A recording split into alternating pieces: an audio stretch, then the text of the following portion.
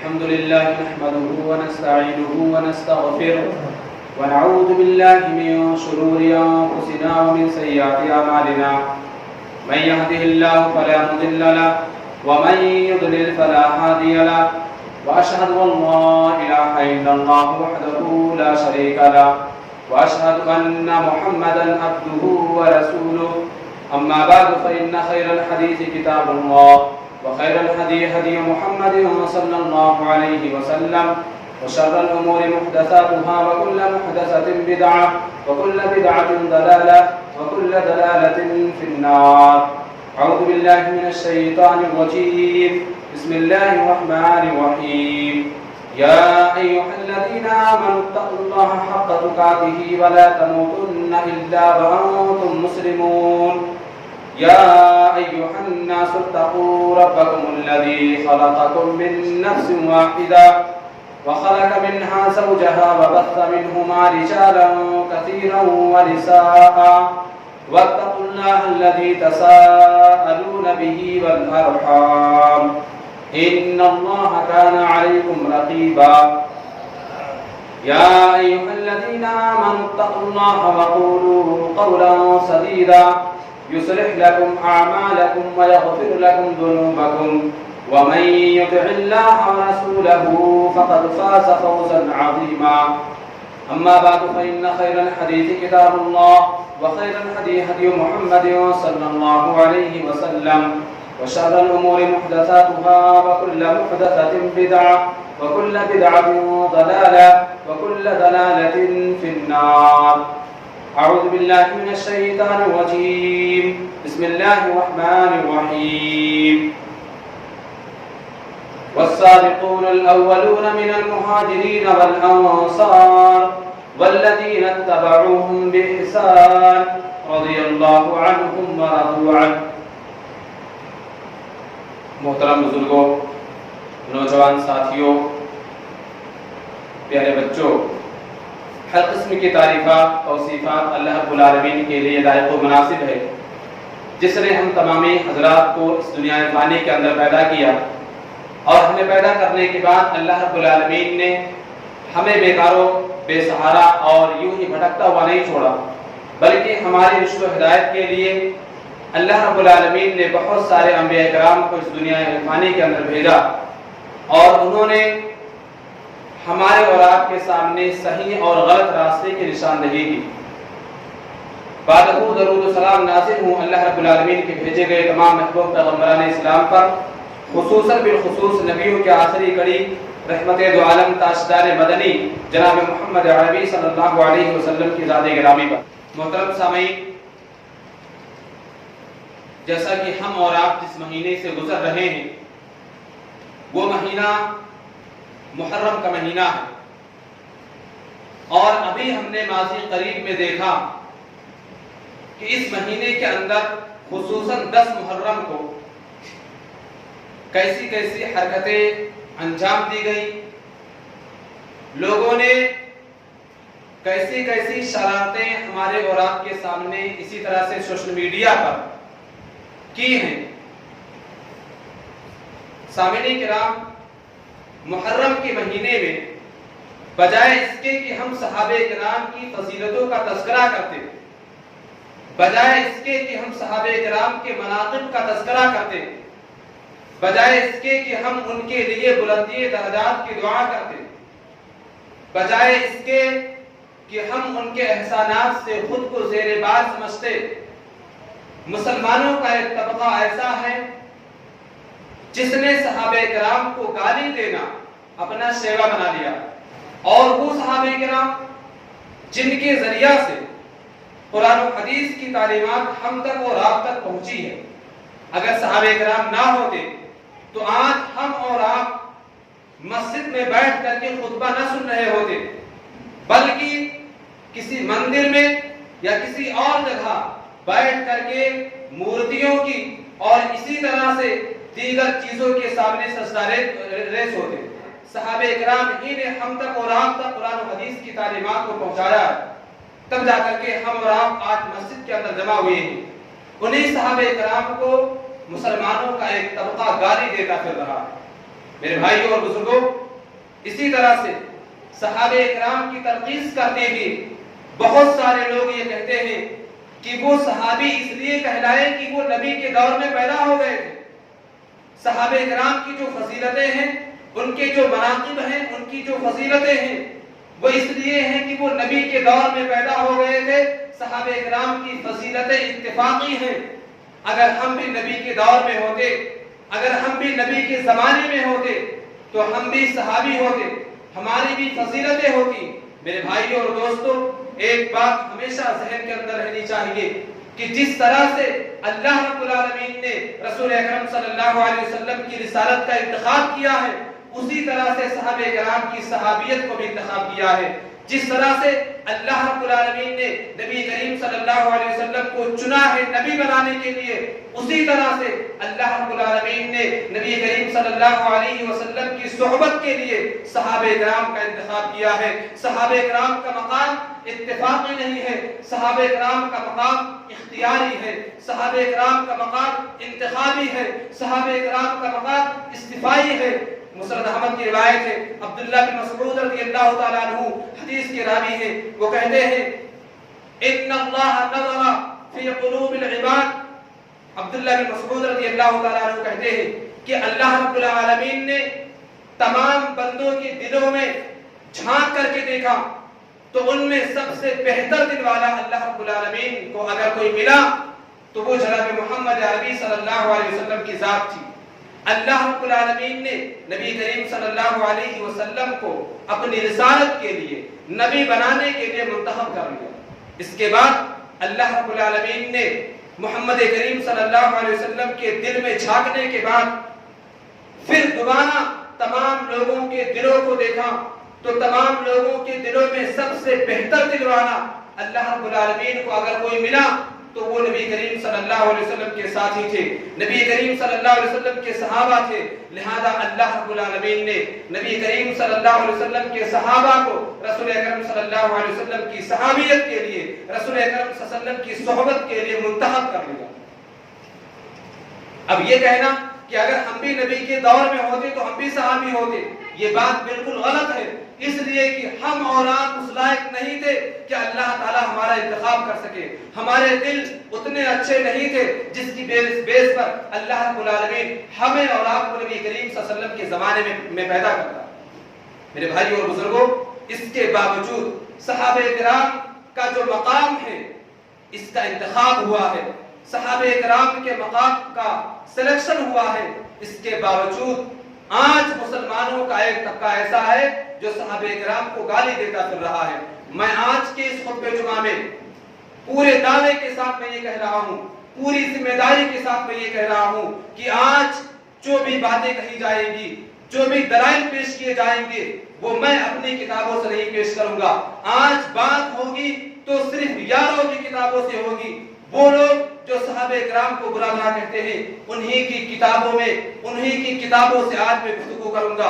اٹھائیے کتاب الغیب للطوسی، اس کے اندر لکھا ہے کہ جب مہدی کا خروج ہوگا، مہدی مدینہ کے اندر آئے گا اور مدینہ میں آنے کے بعد سب سے پہلے رسول اکرم صلی اللہ علیہ وسلم کے روضہ اطہر کے پاس جائے گا اور نبی کریم صلی اللہ علیہ وسلم کے روضہ اطہر کو اکھاڑ کے پھینک دے گا۔ اس کے بعد حضرت ابوبکر صدیق رضی اللہ تعالیٰ عنہ، عمر فاروق رضی اللہ تعالیٰ عنہ کے پاس جائے گا اور ان کو زندہ کرے گا۔ ان کو زندہ کرنے کے بعد جوتوں سے اور چپلوں سے ان کی پٹائی کرے گا اور پٹائی کرنے کے بعد ابو بکر اور عمر رضی اللہ تعالیٰ عنہما کو سولی دے دے گا۔ اس کے بعد بھی مہدی کا غصہ ٹھنڈا نہیں ہوگا۔ پھر مہدی جائے گا اور ابو بکر اور عمر رضی اللہ تعالیٰ عنہ کو دوبارہ زندہ کرے گا اور دوبارہ زندہ کرنے کے بعد پھر وہی حرکتیں کرے گا جو اس سے پہلے کر چکا تھا، یعنی ابو بکر اور عمر رضی اللہ تعالیٰ عنہ کو دوبارہ سولی دے گا اور یہ کام مہدی 1000 مرتبہ کرے گا۔ یہ بات کہاں لکھی ہے؟ کتاب الغیبہ للطوسی، آپ اٹھا کر کے دیکھ سکتے ہیں۔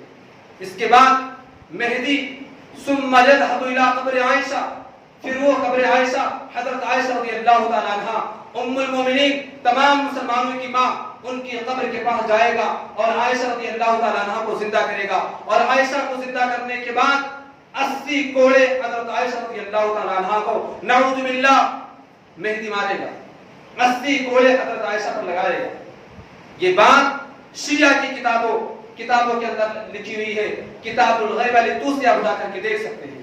میرے بھائیوں، بہت ہی حیرت کے ساتھ مجھے یہ کہنا پڑ رہا ہے کہ ایک طرف نبی سے محبت کا دعویٰ کیا جا رہا ہے، دوسری طرف رسول اکرم صلی اللہ علیہ وسلم کے صحابہ کو، رسول اکرم صلی اللہ علیہ وسلم کے صحابہ کرام کو، عام صلی اللہ علیہ وسلم کی یاروں کو برا بھلا کہا جا رہا ہے۔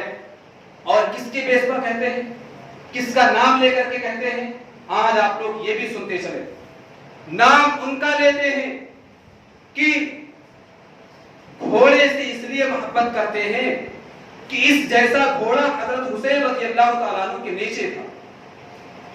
حسین کے گھوڑے سے اتنی محبت، حسین کے گھوڑوں کے جیسے گھوڑوں سے اتنی محبت، اور رسول اکرم صلی اللہ علیہ وسلم کی یاروں سے، رسول اکرم صلی اللہ علیہ وسلم کے صحابہ کرام سے اتنی دشمنی، اتنی نفرت۔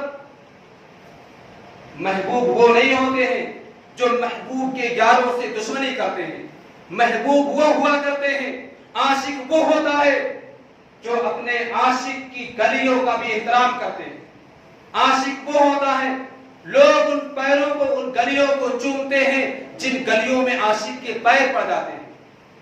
ایک طرف رسول اکرم صلی اللہ علیہ وسلم سے محبت کا دعویٰ، دوسری طرف صحابہ کرام سے عداوت اور دشمنی، یہ کس بات کی علامت ہے؟ کیا یہ رسول اکرم صلی اللہ علیہ وسلم سے محبت کی دلیل میں کوئی پختگی ہے؟ حضرت حسین رضی اللہ تعالیٰ عنہ کو سن 61 ہجری کے اندر شہید کیا گیا۔ تذکرہ حسین کا کرتے ہیں اور گالیاں ان کو دیتے ہیں جو سن 23 ہجری کو اس دنیا سے چلے گئے۔ تذکرہ حسین کا کرتے ہیں اور گالیاں ان کو دیتے ہیں جو سن 23 ہجری کو اس دنیا سے چلے گئے۔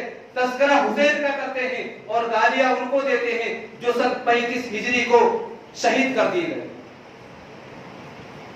میں یہ کہتا ہوں کہ تم یہ ثابت کرو کہ حسین کو مارنے والے شامی تھے، میں یہ ثابت کرتا ہوں کہ حسین کو مارنے والے، ان کو شہید کرانے والے کوفہ کے شیعہ تھے۔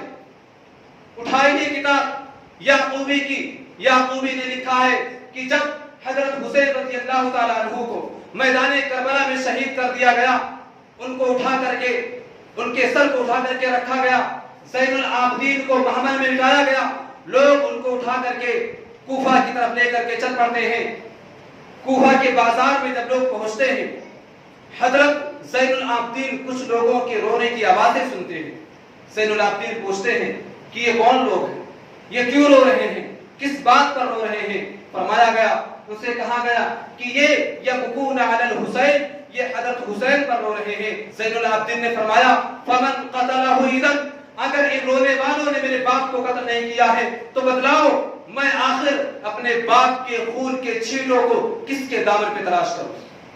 یہ بات کوئی سلفی مورخ لکھنے والا نہیں ہے، کوئی اہل حدیث تاریخ کا لکھنے والا نہیں ہے، اس بات کو لکھنے والا یعقوبی شیعہ مورخ۔ آج تذکرہ حسین کا کرتے ہیں، گالیاں ابو بکر، عمر اور عثمان رضی اللہ تعالیٰ عنہ کو دیتے ہیں۔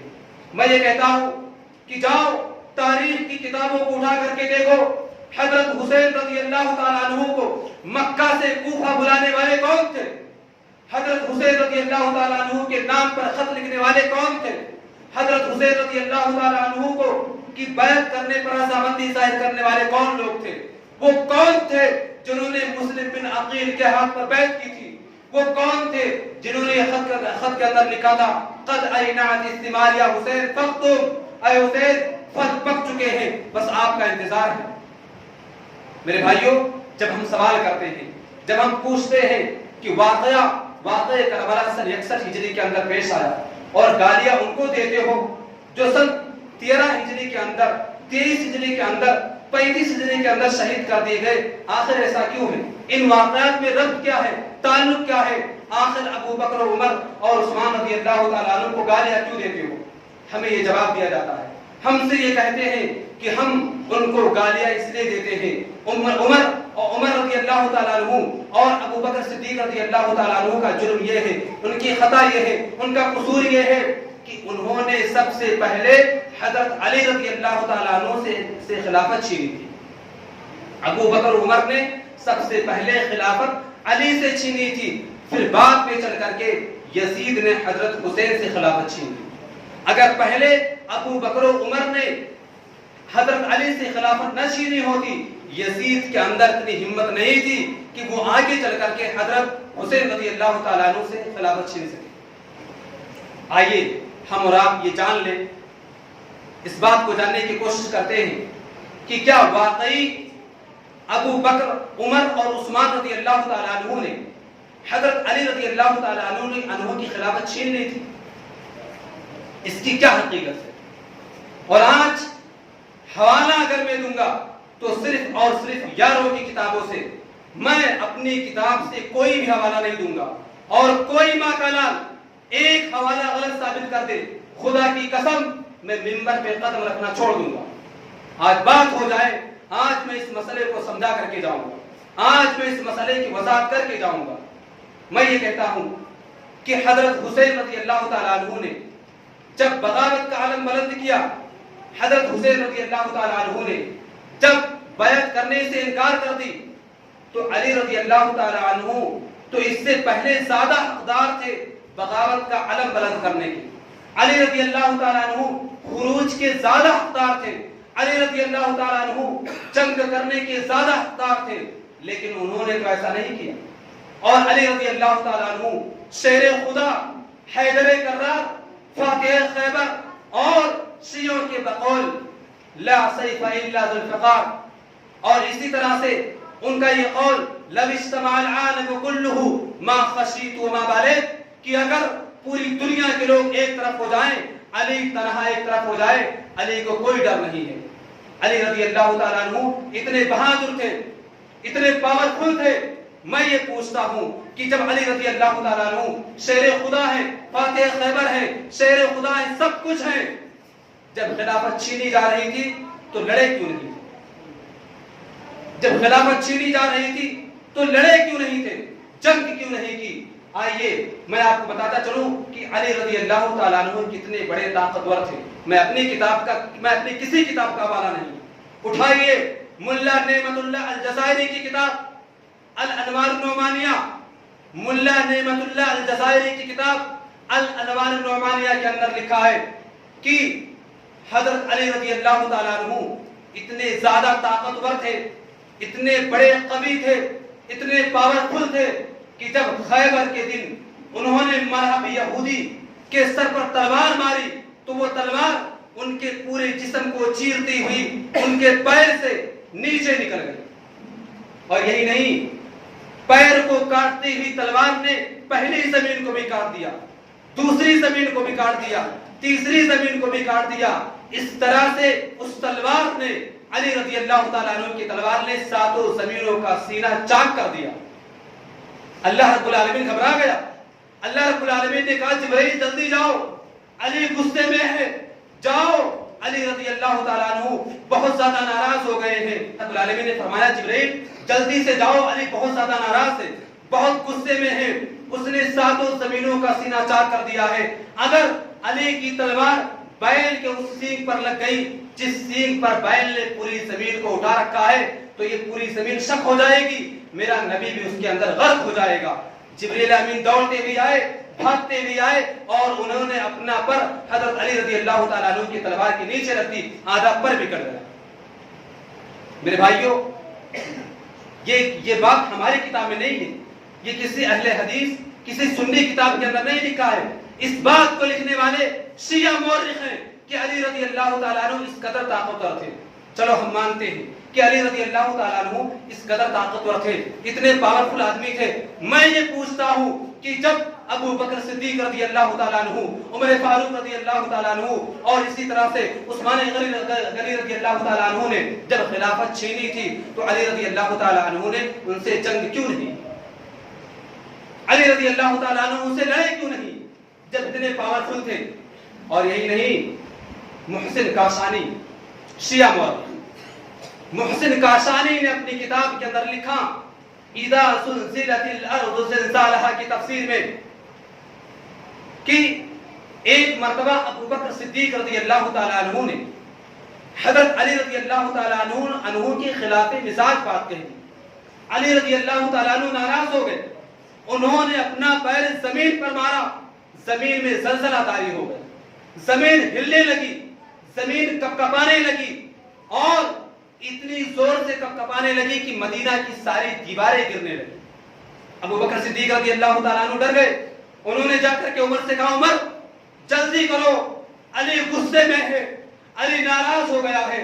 عمر رضی اللہ تعالیٰ عنہ بھاگ کر کے آئے, کہا علی ہمیں معاف کر دو, ان سے غلطی ہو گئی ہے. علی رضی اللہ تعالیٰ عنہ نے اپنے پیر کو دوبارہ زمین پر مارا, زمین رک گئی. اذا زلزلت الارض زلزالها. میں مانتا ہوں, ہم یہ مانتے ہیں کہ علی رضی اللہ تعالیٰ عنہ اتنے طاقتور تھے کہ زمین پر پیر مارنے سے زمین میں زلزلہ طاری ہو گیا, ہم یہ مانتے ہیں. اب میرے اس سوال کا جواب دو کہ جب ان سے خلافت چھینی جا رہی تھی, ابو بکر صدیق رضی اللہ تعالیٰ عنہ نے ان سے خلافت چھینی تھی, تو لڑے کیوں نہیں؟ تذکرہ حسین کا کرتے ہو, تذکرہ حسین کا کرتے ہو, گالیاں ابو بکر عمر اور عثمان رضی اللہ تعالیٰ عنہ کو دیتے ہو. میرے بھائیو اور بزرگوں, معاملہ اس کے برعکس ہے, معاملہ اس کے الٹا ہے. آئیے میں بتلاتا ہوں کہ معاملہ کیا ہے, حقیقت کیا ہے. حقیقت آج میں آپ کے سامنے بیان کر کے جاؤں گا, اور آج کے اس خطبہ جمعہ کے اندر میں جتنے بھی حوالے دوں گا تو میری اپنی کتابیں نہیں ہوں گی, وہ میرے یاروں کی کتابیں ہوں گی, جنہوں نے جو اسٹیج پر کچھ کہتے ہیں ان کی کتابوں کے اندر 4 کتابوں کا حوالہ, 4 کتابوں کا حوالہ. نمبر 1 الارشاد شیخ مفید کی, نمبر 2 اعلام الورا طبرسی کی, نمبر 3 کشف الغمہ اربلی کی, نمبر 4 الکافی کلینی کی. ان 4 کتابوں کے اندر لکھا ہوا ہے باب قضاء علی فی ایام ابی بکر. ان 4 کتابوں کے اندر لکھا ہوا ہے باب قضاء علی فی ایام ابی بکر. ابو بکر صدیق رضی اللہ تعالیٰ عنہ سے جنگ کرنا تو بہت دور کی بات ہے, ابو بکر صدیق رضی اللہ تعالیٰ عنہ سے لڑنا تو بہت دور کی بات ہے. ابو بکر صدیق رضی اللہ تعالیٰ عنہ جب خلیفہ بن گئے, علی رضی اللہ تعالیٰ عنہ ان کے دور خلافت میں مسلمانوں کے قاضی بن کر کے رہے. علی رضی اللہ تعالیٰ عنہ قاضی بن کر کے, ان کے زمانے میں قاضی بن کر کے مسلمانوں کے درمیان فیصلے کرتے رہے. اب بتاؤ کہ اگر علی رضی اللہ تعالیٰ عنہ خلافت صدیقی کو نہ مانتے, علی رضی اللہ تعالیٰ عنہ اگر ابو بکر صدیق رضی اللہ تعالیٰ عنہ کی حکومت کو نہ مانتے تو ان کے دیے ہوئے عہدے کو کیسے قبول کر لیں؟ اس بات کو لکھنے والا کوئی اہل حدیث عالم نہیں ہے, اس بات کو لکھنے والا کوئی سلفی عالم نہیں ہے, اس کتاب کو لکھنے والے یہی شیعہ مورخ تھے. 4 مورخوں نے ایک ساتھ اس بات کو لکھا ہے باب قضاء علی فی ایام ابی بکر. ابو بکر صدیق رضی اللہ تعالیٰ عنہ کے زمانے میں علی رضی اللہ تعالیٰ عنہ قاضی بن کر کے مسلمانوں کے درمیان فیصلے کرتے رہے. میرے بھائیوں, اگر بات کرنی ہے تو دلائل سے کرو, بات کرنی ہے تو پروف لاؤ. صرف یوٹیوب پر کھڑے ہو کر کے جذباتی تقریریں کرنے سے کچھ نہیں ہوتا ہے, عوام کو بیوقوف بنانے سے کچھ نہیں ہوتا ہے. بات کرنی ہے دلیل لے کر کے آؤ. ہمارا وہی شعار ہے جو ہمارے نبی کا تھا, ہاتو برہانکم ان کنتم صادقین. اگر تم اپنی بات میں سچے ہو دلائل پیش کرو, دلیل لے کر کے آؤ. بات کرنی ہے تو دلیل سے کرو. اس طرح سے بات نہیں ہوتی ہے کہ جذباتی تقریریں کر کر کے عوام کو برانگیختہ کر دیا جائے, عوام کو بیوقوف بنا دیا جائے. یہ بات نہیں ہوتی, بات کرنی ہے دلائل سے کرو. آج صرف اور صرف شیعہ مورخوں کی کتابوں سے حوالے دیے جائیں. گالیاں ابو بکر صدیق کو دی جاتی ہیں, تذکرہ حسین کا کرتے ہیں جن کو سن 61 ہجری کے اندر شہید کیا گیا, گالیاں ان کو دیتے ہیں جو سن 13 ہجری کے اندر دنیا سے چلے گئے. ابو بکر صدیق رضی اللہ تعالیٰ عنہ اتنے بڑے اور اتنے فضیلت والے آدمی, اللہ کے نبی صلی اللہ علیہ وسلم نے فرمایا کہ جنت میں میدان محشر کے دن جب لوگ جنت میں جانے لگیں گے, ہر آدمی کو ایک ہی دروازے سے بلایا جائے گا, ہر آدمی ایک ہی دروازے سے جنت میں جا پائے گا. لیکن ابو بکر ایک ایسا آدمی ہوگا, ابو بکر وہ تنہا ہوں گے جن کو 8 دروازوں سے بلایا جائے گا. اور میں خدا کی قسم, میں اپنے رب کو گواہ بنا کے کہتا ہوں, اگر زمین پر ابو بکر صدیق مومن نہیں, عمر مومن نہیں, عثمان مومن نہیں, خدا کی قسم اس روئے زمین پر کوئی مسلمان پیدا ہی نہیں ہوا. اگر صدیق مومن نہیں تو کوئی مومن نہیں.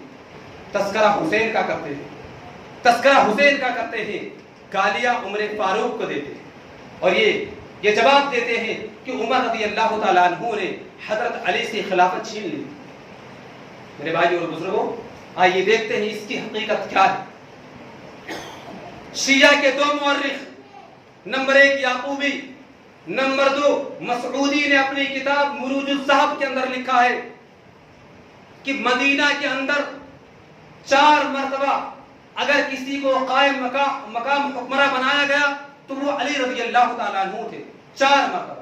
اس بات کو لکھنے والا شیعہ مورخ مسعودی نے اپنی کتاب مروج الذہب کے اندر لکھا ہے کہ علی رضی اللہ تعالیٰ عنہ کو فاروقی زمانے میں 4 مرتبہ مدینہ کا گورنر بنایا گیا۔ جب عمر رضی اللہ تعالیٰ عنہ مدینہ چھوڑ کر کے جہاد کے لیے جاتے، جنگ کرنے کے لیے جاتے، تو اپنی جگہ پر صدر اگر کسی کو بناتے تھے مدینہ پر تو حضرت علی رضی اللہ تعالیٰ عنہ کو بناتے تھے۔ مجھے بتلاؤ، اگر علی رضی اللہ تعالیٰ عنہ نے عمر رضی اللہ تعالیٰ عنہ کی خلافت کو نہ مانا ہوتا، اگر عمر رضی اللہ تعالیٰ عنہ نے علی سے خلافت کو چھیننی ہوتی، دونوں کے درمیان جھگڑا ہوا ہوتا، کبھی بھی جانشینی کا عہدہ قبول نہیں کرتے۔ اور اسی طرح سے نہج البلاغہ کے اندر لکھا ہے، نہج البلاغہ شیعوں کی کتاب نہج البلاغہ کے اندر لکھا ہے کہ علی رضی اللہ تعالیٰ عنہ نے ایک مرتبہ رومیوں سے جنگ کرنے کا ارادہ کیا، جا کر کے علی سے پوچھا، علی یہ بتلاؤ میں رومیوں سے جنگ کرنا چاہتا ہوں، علی مجھے مشورہ دو، میں جنگ کرنے کے لیے جاؤں کہ نہ جاؤں؟ علی رضی اللہ تعالیٰ عنہ نے کہا، اے عمر مت جاؤ۔ عمر نے پوچھا کیوں؟ کہا آپ کی حیثیت مسلمانوں کے درمیان ایسے ہی ہے جیسے چکی میں کتب کی اہمیت ہوتی ہے۔ اگر کتب نہ ہو چکی نہیں چل سکتی ہے۔ اگر آپ نہیں ہوں گے یہ خلافت، یہ مسلمانوں کے درمیان انتشار پیدا ہوگا، مسلمان بکھر کر رہ جائیں گے، امت کا شیرازہ بکھر جائے گا۔ اور سنو، کتاب الصافی للطوسی اٹھا کر کے دیکھو، شیعہ مورخ ایک مرتبہ کوفہ کے اندر علی رضی اللہ تعالیٰ عنہ کو ایک آدمی نے کہا کہ آپ ابو بکر صدیق رضی اللہ تعالیٰ عنہ سے افضل ہیں۔ کتاب الصافی للطوسی اٹھا کر کے دیکھ لینا، کتاب الصافی للطوسی، شیعہ مورخ کی کتاب، شیعوں کی کتاب، اس کے اندر لکھا ہے کہ ایک مرتبہ کوفہ کے اندر ایک آدمی نے علی سے کہا کہ آپ ابو بکر صدیق رضی اللہ تعالیٰ عنہ سے افضل ہیں، ان سے اچھے ہیں۔ علی رضی اللہ تعالیٰ عنہ ناراض ہو گئے۔ انہوں نے کوفہ کے اندر تمام لوگوں کو جمع کیا، ممبر منگوایا، اس پر کھڑے ہو کر کے علی رضی اللہ تعالیٰ عنہ نے علن اعلان یہ کہا تھا، خیر الخلائق بعد نبی اللہ ابو بکر ثم عمر۔ اس روئے زمین پر نبی کے بعد اگر کسی کا درجہ ہے تو وہ ابو بکر کا ہے، اس کے بعد عمر رضی اللہ تعالیٰ عنہ کا ہے، اس کے بعد حضرت علی نے فرمایا کہ یاد رکھو، آج کے بعد سے اگر میں نے کسی کو یہ سنا میں ابو بکر سے افضل ہوں تو میں اسے تہمت کے الزام میں 80 کوڑے لگاؤں گا۔ یہ حوالہ، یہ بات میری کتاب میں نہیں ہے کہ جو میں اپنی کتاب کے حوالے آپ کو دے رہا ہوں، یہ شیعوں کی کتاب الصافی للطوسی کے اندر لکھا ہوا۔ تذکرہ حسین کا کرتے ہیں، گالی عثمان رضی اللہ تعالیٰ عنہ کو دیتے ہیں۔ اٹھاؤ کتاب مروج الذہب مسعودی کی، اس کے اندر اس شیعہ مورخ نے لکھا ہے کہ جب حضرت حسین رضی اللہ تعالیٰ عنہ کو گھیر لیا گیا، حسین کو لوگ مارنے کے لیے آئے، علی رضی اللہ تعالیٰ عنہ کو پتا چلا، علی رضی اللہ تعالیٰ عنہ نے اپنے دونوں بیٹوں کو، حضرت حسن کو اور حضرت حسین کو ان کے پاس، ان کے دروازے پر نگرانی کے لیے بھیجا اور کہا جاؤ اپنے خالوں کی نگرانی کرو۔ حسن اور حسین جب آئے، حضرت عثمان کو پتا چلا کہ آج پہراداری کے لیے، نگرانی کرنے کے لیے حسنین آئے ہیں۔ حضرت عثمان رضی اللہ تعالیٰ عنہ چھت پر جاتے ہیں اور چھت پر کھڑے ہو کر کے کہتے ہیں، اے حسن اور حسین پلٹ جاؤ، خدا کی قسم عثمان اپنی ذات کی خاطر کسی دوسرے آدمی کا خون نہیں بہنے دیتا۔ حسنین نے کہا، خالو ہمارے باپ نے آپ کو آپ کی حفاظت کے لیے بھیجا ہے، آج ہم آپ کی حفاظت کے لیے آئے ہیں۔ عثمان نے کہا، تم کو خدا کا واسطہ ہے، یہاں سے چلے جاؤ۔ میرے بھائیو بتلاؤ، اگر عثمان رضی اللہ تعالیٰ عنہ نے خلافت چھین لی ہوتی، عثمان رضی اللہ تعالیٰ عنہ نے علی سے خلافت چھینی ہوتی، تو علی رضی اللہ تعالیٰ عنہ ان کی حفاظت کے لیے اپنے دونوں بیٹوں کو ان کے دروازے پر کیوں بھیجتے؟ ان کو تو خوش ہونا چاہیے کہ مارے جائیں گے، خلافت ہمارے ہاتھ میں آ جائے گی۔ اور ایک آخری بات، بہت ہی اختصار کے ساتھ میں اس بات کو بیان کر کے بات کو ختم کر دوں گا۔ 10 محرم کو 72 شہیدوں کا نام لیا جاتا ہے، بہت ہی غور سے سننے والی بات ہے۔ 72 شہیدوں کا نام لیا جاتا ہے، اس میں محمد کا تذکرہ کیا جاتا ہے، عباس علمدار کا تذکرہ کیا جاتا ہے، جعفر کے بیٹوں کا تذکرہ کیا جاتا ہے، لیکن کبھی ان 72 شہیدوں میں نہ حضرت علی کے بیٹوں کا نام پیش کیا جاتا ہے، نہ حضرت حسن کے بیٹوں کا نام پیش کیا جاتا ہے، اور نہ ہی حضرت حسین رضی اللہ تعالی عنہ کے بیٹوں کا نام پیش کیا جاتا ہے۔ سارے لوگوں کا نام پیش کیا جاتا ہے مگر ان کے بیٹوں کا نام پیش نہیں کیا جاتا۔ میں بتا رہا ہوں کیوں نہیں پیش کیا جاتا ہے، سنو۔ 10 شیعہ مورخ، 1 2 نہیں، 2 4 نہیں، 10 شیعہ مورخ نے لکھا ہے، نمبر 1 اس بات کو لکھنے والے 10 شیعہ مورخ ہیں۔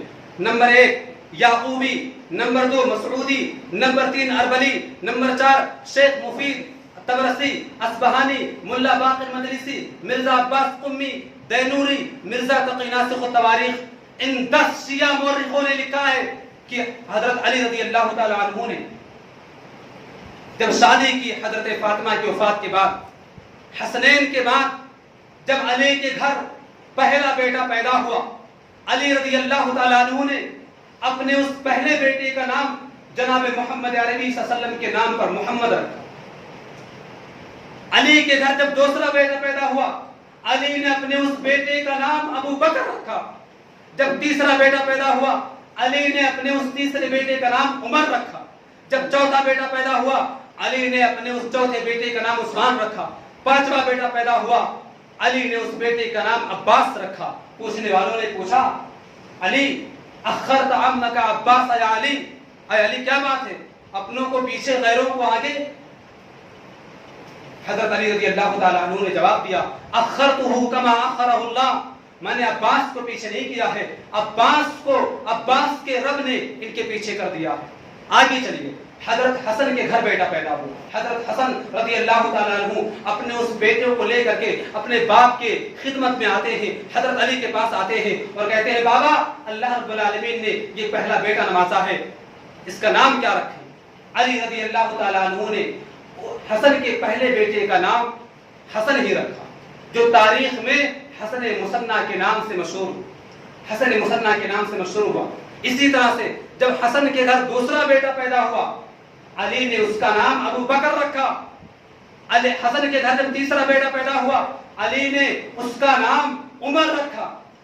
تیسرا بیٹا پیدا ہوا، علی نے اس کا نام عثمان رکھا۔ اسی طرح سے جب حسین کے گھر پہلا بیٹا پیدا ہوا، اس کا نام انہوں نے علی رکھا۔ دوسرا بیٹا پیدا ہوا، اس کا نام ابو بکر رکھا۔ تیسرا بیٹا پیدا ہوا، اس کا نام عمر رکھا۔ چوتھا بیٹا پیدا ہوا، اس کا نام عثمان رکھا۔ میرے بھائی اور بزرگوں، 72 شہیدوں کا نام لیتے وقت ان کے بیٹوں کا تذکرہ کبھی نہیں کرتے ہیں۔ کیوں؟ ان کو پتا ہے کہ اگر ان کے بیٹوں کا تذکرہ کریں گے ابو بکر آئے گا، ان کے بیٹوں کا تذکرہ کریں گے عمر آئے گا، ان کے بیٹوں کا تذکرہ کریں گے عثمان آئے گا۔ ماتم کرنے والے چوک پڑیں گے کہ علی کے گھرانے میں اتنے ابو بکر کہاں سے آ گئے، علی کے گھرانے میں اتنے عمر کہاں سے آ گئے، علی کے گھرانے میں اتنے عثمان کہاں سے آ گئے۔ اگر علی کو ان سے محبت نہ تھی تو آخر علی اپنے بیٹوں کا نام ان کے نام پر کیوں رکھتے؟ بھلا کوئی آدمی اپنے بیٹوں کا نام اپنے دشمنوں کے نام پر رکھتا ہے؟ کوئی نہیں رکھتا۔ حضرات صحابہ کرام کو تانا دینے کا، ان کو برا بھلا کہنے کا صرف ایک ہی مقصد ہے، تاکہ ان کی ذریعہ سے قرآن و حدیث کی تعلیمات کو باطل قرار دیا جائے۔ کیونکہ جب صحابہ کرام مجروح ہو جائیں گے، صحابہ کرام کے اندر تان اور اسی طرح سے ان کے اندر برائی پیدا کر دیں گے تو سارا معاملہ ختم ہو جائے، کیونکہ قرآن و حدیث مسلمانوں کے پاس صحابہ کرام ہی کے واسطے سے آ رہا ہے۔ صحابہ کرام، وقت کافی ہو چلا ہے، آخر میں اللہ رب العالمین سے دعا ہے کہ بار الہ ہم تمام مسلمانوں کو کہنے اور سننے سے زیادہ عمل کرنے کی توفیق عطا فرما، آمین۔ بار الہ جب تک ہم لوگوں کو دنیا کے اندر زندہ رکھ، توحید پر زندہ رکھ، اسلام پر زندہ رکھ، خاتمہ ہو توحید پر ہو۔ بار الہ ہم تمام مسلمانوں کو صحابہ کرام کی عظمت کو سمجھنے کی توفیق عطا فرما، آمین۔ تقبل رب العالمین۔